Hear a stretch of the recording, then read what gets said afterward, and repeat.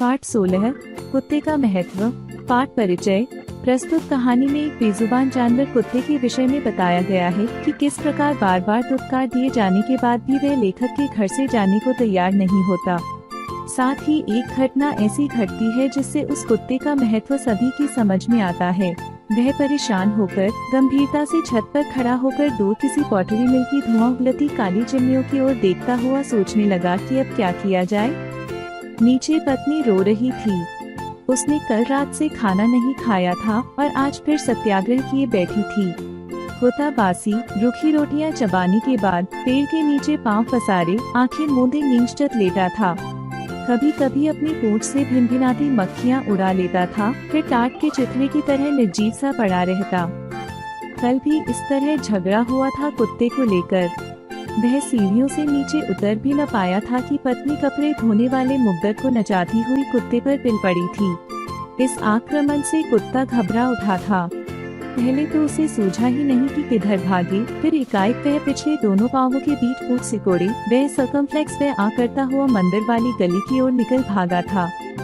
इस दुर्घटना के पश्चात घंटा भी न बीता होगा कि उसने देखा बच्चे कुत्ते को मफलर से बांधकर फिर घर में घसीट लाए हैं और माँ की आंखें बचाकर सीढ़ियों के नीचे गलियारे में हलवा खिला रही हैं। श्याम उसके ऊपर घुड़सवार की तरह बैठा है। मीना जोर जोर से उसके कान खींच रही है, परंतु वह गर्दन झुकाए आंखें मूंदे प्रश्न चिन्ह की तरह पड़ा है। कुत्ते के प्रश्न पर पत्नी का पड़ोसियों से 1000 बार झगड़ा हो चुका है। हर बार वह साफ साफ कह चुकी है कि यह कुत्ता उनका पालतू नहीं, सड़क का आवारा कुत्ता है।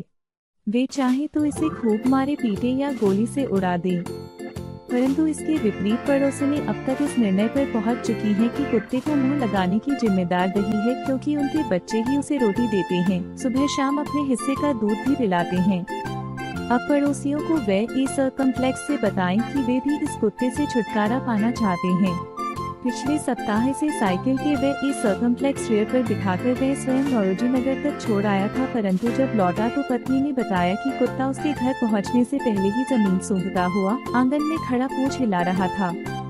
इसके बाद उसे बोरे में लपेटकर जनकपुरी की ओर ले गया था। बहुत से टेढ़े मेढ़े रास्तों से घुमाया फिराया, परंतु इस भूल भुलैया को भी कुत्ता सहजता से पार कर आया था। रात को ज्यों ही उसकी आंखें मूंदने लगी, त्यों ही बीच चौराहे पर खड़े होकर कुत्ते ने मुंह फाड़कर भौंकना शुरू कर दिया था। देखते ही देखते मोहल्ले में फिर शोरगुल शुरू हो गया। आवेश में भरकर कुछ बलिष्ठ लोगों ने उसे डंडे से मार मार कर घसीटा, तो भी कुत्ता केवल कुछ गज ही सरका। उसने और अधिक भौंक भौंक कर उन शेष लोगों को भी जगा दिया था जो अब तक आराम की नींद सो रहे थे।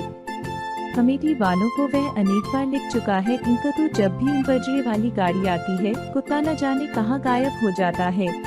2-3 बार खाली हाथ लौटने के बाद कमेटी वालों ने अब इधर ध्यान देना ही छोड़ दिया है। वह छत पर खड़ा नीचे सड़क पर चलते साइकिल सवारों को गिनने लगता है।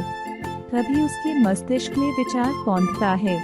वह कलाई पर बंधी घड़ी की ओर देखता हुआ जल्दी जल्दी नीचे उतर जाता है। स्टोर रूम से रस्सी निकालकर उसने कुत्ते के गले में कसकर बांधी और साइकिल के पीछे बैठाकर कमला नगर वाली मेन रोड की ओर चला गया। आज उसने प्रतिज्ञा कर ली थी कि वह रोज रोज की इस मुसीबत से छुटकारा पाकर ही रहेगा। घंटे भर बाद लौटा और शुभ सूचना दी कि कुत्ते को वह दौलतपुर जाने वाली ट्रेन में बैठा आया है। पत्नी ने आग की तरह यह समाचार सारे मोहल्ले में वह इस सर्कमफ्लेक्स ला दिया। जो कोई भी शाम को ऑफिस से घर लौटता, उसे सबसे पहला समाचार बच्चों से यही सुनने को मिलता कि मीना के पापा कुत्ते को आज रेल में चढ़ा आए हैं। सबने चैन की सांस ली, चलो रोज रोज के झंझट से मुक्ति मिली। हाँ, आज रात नीरवता रही, इतनी नीरवता कि वह भी अखरने लगी। कहीं एक तिनका तक न हिला। सब चैन से सोए। बहुत दिनों बाद गहरी नींद। परंतु रात पौ फटने से पूर्व सारा मोहल्ला सहसा फिर जाग उठा। बाथरूम में जाने के लिए अंधियारे में आंखें मलता हुआ वह जागा ही था कि लगा उसके पांवों के नीचे की धरती धंस गई है। आंखें खुली की खुली रह गईं, कमरे की सारी चीजें नदारद। टाइम पीस, ऊनी कपड़ों का संदूक, सेवर कुछ भी न था। देखते देखते बहुत से लोग एकत्र हो गए। पिछले 3-4 महीने में यह पहली चोरी थी। जब से कुत्ता आया था एक भी चोरी नहीं हुई थी। उसने पत्नी को सारा दोष दिया कि यदि वह जिद न करती तो वह कुत्ते को रेल पर छोड़ने नहीं जाता। शहरों में शोरगुल कहाँ नहीं होता। पत्नी मोहल्ले वालों पर बरसी। उसने कहा कि मोहल्ले वालों के तानों से परेशान होकर वह झगड़ा किया करती थी। क्या बुरा था? बच्चे खेल लेते थे, रूखी रोटी के बचे खुचे टुकड़े दे देते थे। किसी की गांठ से क्या जाता था। परंतु अब यहनों की याद आते ही वह रुआसी हो गई। वह रपट दर्ज कराने पुलिस स्टेशन गया। वहां पुलिस इंस्पेक्टर उल्टा उसी पर बरसा कि वह इतनी गहरी नींद क्यों सोया था।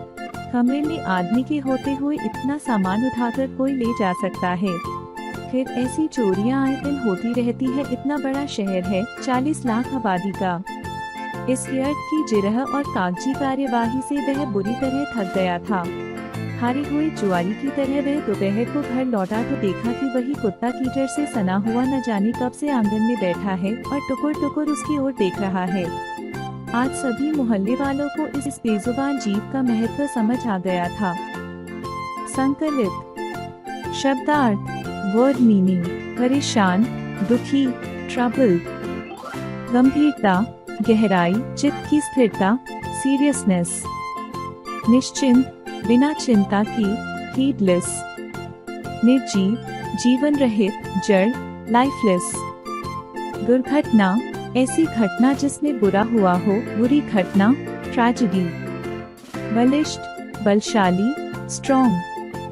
मस्तिष्क, दिमाग, माइंड। मुक्ति, आजादी, freedom.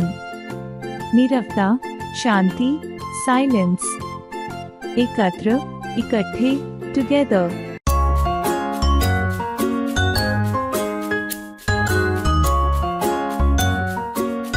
Like, share and subscribe.